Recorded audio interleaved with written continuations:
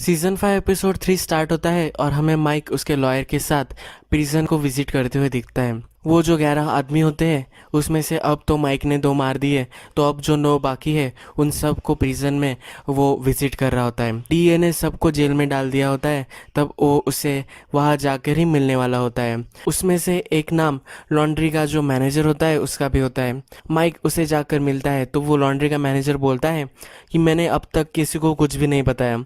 Mic उसे बोलता है कि तुम्हारे जो पैसे हैं वो सेफ है। वो उसे बोलता है कि डीए ने तो सब पैसे तो ले लिए हैं। माइक उसे अश्योर करता है कि तुम्हारे जो पैसे हैं वो तुम हमेशा पेरोल पे ही रहोगे, तुम्हारे जो पैसे हैं तुम्हें मिल जाने वाले हैं, तुम्हें कोई भी वरी करने की ज़रूरत नहीं है। फिर वो मैनेजर उसे बोलता है कि गज तो मर गया है, तो कैसे ये पैसे आने वाले हैं। तो माइक उसे बोलता है कि मैंने एक न्यू मैनेजमेंट स्टार्ट की है, यानी कि अब वो फिर से कुक कर रहा है और अब उनके पैसे मिलने वाले हैं। वो उसे अश्योर कर कर वहाँ से चला जाता है। ऐसे वो सब लोगों से प्रिजन में ही मिल लेता है। नेक्स्ट सीन में हमें वॉल्टर दिखाया गया है। वो अब स्काइलर को उसने माफ़ कर दिया है। प्रीवियस एपिसोड में वो स्काइलर को बोलता है कि मैं तुम्हें टेड के साथ अफेयर तुम्हारा था, इसलिए मैंने अब तुम्हें माफ़ कर दिया है। तो इसलिए अब वो स्काइलर के साथ मूव इन कर रहा होता है, वो फिर से घर में रहने वाला होता है। नेक्स्ट सीन में हमें इसको सॉल, वॉल्टर और जेसी की मीटिंग दिखाई गई है। इस मीटिंग में अब माइक भी उन्हें ज्वाइन करने वाला होता है, इसलिए ये मीटिंग होती है। सॉल इसको मना कर रहा होता है कि माइक बहुत ही डेंजरस है और हमें इसे ऑपरेशन में नहीं ऐड करना चाहिए, पर वॉल्टर से बोलता है कि मेथलामिन वही लाने वाला है और बिज़नेस संभालने के लिए माइक ही बहुत ही इम्पोर्टेंट है, इसलिए अब वो माइक से बिज़नेस करने वाले होते हैं। माइक आकर उन्हें बताता है कि मैं स्ट्रिक्टली सब ऑपरेशन संभालने वाला हूँ। वॉल्टर को बोलता है कि तुम कुछ भी मेरे काम में टांग नहीं अड़ाओगे और सिर्फ तुम कुकिंग करोगे। जब माइक वहाँ से चला जाता है तो सॉल उसे बोलता है कि क्या तुम सब ये शर्तें मान रहे हो। तो वॉल्टर बोलता है कि माइक बिजनेस हैंडल करने वाला है और मैं माइक को हैंडल करूँगा। अब उन सब को कुकिंग के लिए लोकेशन चाहिए होती है, तो सॉल उन सबको लोकेशन दिखा रहा होता है। पहली जो लोकेशन होती है वो पेपर मिल की होती है। ये परफेक्ट होती है, पर फिर वॉल्टर को पता चल जाता है कि यहाँ जो मशीन्स यूज़ करते हैं ये बहुत ही हीट जनरेट करते हैं और ये मैथ के लिए अच्छा नहीं होगा। फिर वो वहाँ से चले जाते हैं। नेक्स्ट जो होता है वो एक फूड फैक्ट्री होती है, पर वॉल्टर उसे बोलता है कि फूड फैक्ट्री में हमेशा फूड इंस्पेक्शन हो सकता है, तो इसलिए हम यहाँ नहीं कर सकते। जो इंस्पेक्शन होता है वो अनअनाउंस्ड होता है, इसलिए वो अच्छा प्लान नहीं होता। फिर वो लेज़र टैग की जगह उन्हें लेकर जाता है, पर वो भी परफेक्ट नहीं होती। फिर वो उन्हें एक पेस्ट कंट्रोल का ऑफिस जो होता है वहाँ लेकर जाता है। जैसे बोल रहा होता है कि ये अच्छा नहीं है, ये बहुत ही छोटा है और यहाँ हम नहीं कुक कर सकते, पर फिर वॉल्टर को आइडिया आता है और वो बोलता है कि ये परफेक्ट है। नेक्स्ट दिन वो पेस्ट कंट्रोल करने वाले जो आदमी होते हैं उन पर नज़र रख रहे होते हैं और फिर वॉल्टर गाड़ी में बैठकर सबको समझा रहा होता है। वो बोलता है कि पेस्ट कंट्रोल जब करते हैं तो पूरे वीक के लिए घर खाली होता है। वो पूरे घर में एक बॉम्ब छोड़ देते हैं, पूरे घर में वो गैस पसर जाता है। ये हमारे लिए एक बहुत ही अच्छी लोकेशन हो सकती है। इन पेस्ट कंट्रोल को हम हायर कर लेंगे और फिर हम अपना कुकिंग इस घर में करेंगे। हम एक पोर्टेबल लैब बनाएंगे और इस घर में हम फिर कुकिंग कर सकते हैं। जब हम कुकिंग करेंगे जो स्मेल आएगी वो बहुत ही सेम होगी पेस्टिसाइड से, तो कोई अंदर भी नहीं आएगा, क्योंकि जो अंदर गैसेस होते हैं वो बहुत ही पॉइजनस होते हैं, तो फिर हम पर कोई शक भी नहीं कर सकता। तो ये परफेक्ट होता है। जैसे कोई ये प्रॉब्लम होता है कि हम ये लैब कैसे सेटअप करेंगे, तो वॉल्टर बोलता है कि हम ये कर सकते हैं। सॉल्व फिर उन्हें बोलता है कि ये जो पेस्ट कंट्रोल वाले गाइज है ये बहुत ही फ्लेक्सिबल है, यानी कि वो उनके ऑपरेशन के लिए बहुत ही हेल्प कर सकते हैं।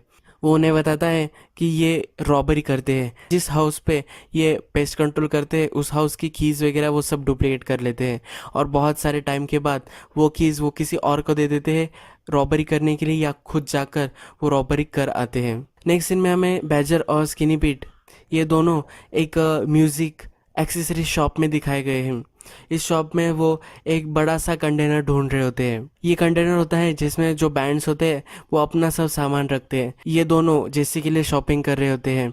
इसमें मेथ लैब का सब इक्विपमेंट्स वो डालने वाले होते हैं। जब वो जेसी को वो बॉक्स देने आते हैं वो उसे पूछते हैं कि क्या तुम हमें भी काम पे लगा सकते हो, हम भी तुम्हें बहुत ही हेल्प कर सकते हैं। पर जेसी बोलता है कि बहुत ही बड़ा ऑपरेशन है और मैं तुम्हें बाद में कुछ अपॉर्चुनिटी दे सकता हूँ। फिर हमें माइक पेस्ट कंट्रोल के जो एम्प्लॉयज़ होते हैं उन्हें समझाता हुआ दिखता है। वो उसे बोल रहा होता है, जेसी और वॉल्टर दोनों तुम्हारे लिए बॉस है, तुम इनसे ज़्यादा क्वेश्चन नहीं आस्क करोगे और तुम इन दोनों को यस सर नो सर इन दो चीज़ों में ही तुम इन्हें आंसर करोगे। अगर इन दोनों ने तुम्हें कुछ क्वेश्चन पूछा फिर तुम बोलोगे, इन्होंने अगर तुम्हें जंप मारने को बोली तो तुम जंप मारोगे। ये सब इंस्ट्रक्ट माइक उन्हें कर रहा होता है। जेसी के घर पर वॉल्टर और जेसी दोनों उन लैब के लिए एक्सेसरीज जो होती है उनका प्लान बना रहे होते हैं। तभी वह एंड्रिया और ब्रॉक आता है। अब हमें लगता है कि ब्रॉक को वॉल्टर ने पॉइजन किया था तो ब्रॉक उसे जानता होगा, पर ब्रॉक को कुछ भी नहीं पता होता। एंड्रिया वॉल्टर को बताती है कि तुम यहाँ ड्रिंक के लिए या डिनर के लिए रुक सकते हो। वॉल्टर फिर वहाँ रुक जाता है। नेक्स्ट दिन पेस्ट कंट्रोल के गाइज जो होते हैं वो पूरे घर को कवर अप कर लेते हैं। वहाँ एक आदमी होता है जिसका नाम होता है टॉड।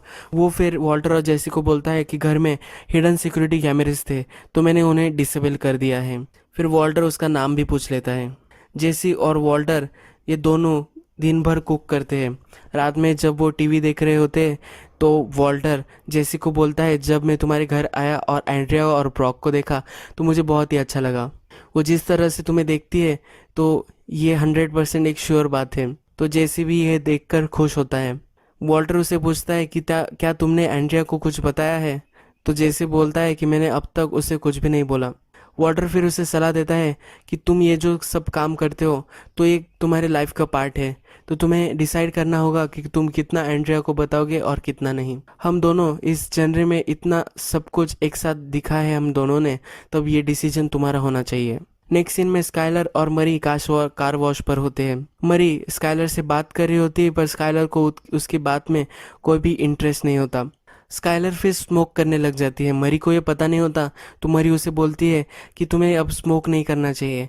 अगर तुम बेबी के आसपास कर रही होगी तो बेबी के हेल्थ के लिए भी ये बहुत ही घटिया हो सकता है।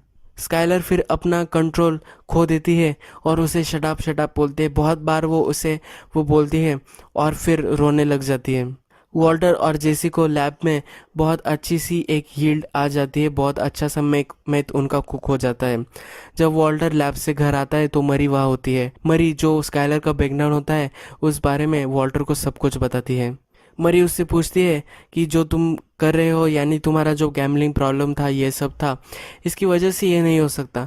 तुम मुझसे कुछ छुपा रहे हो तो तुम्हें अभी मुझे बता देना चाहिए कि ये स्काइलर के साथ ऐसा क्यों हुआ। जब तक तुम मुझे सब कुछ नहीं बताते तब तक मैं यहाँ से नहीं जाने वाली।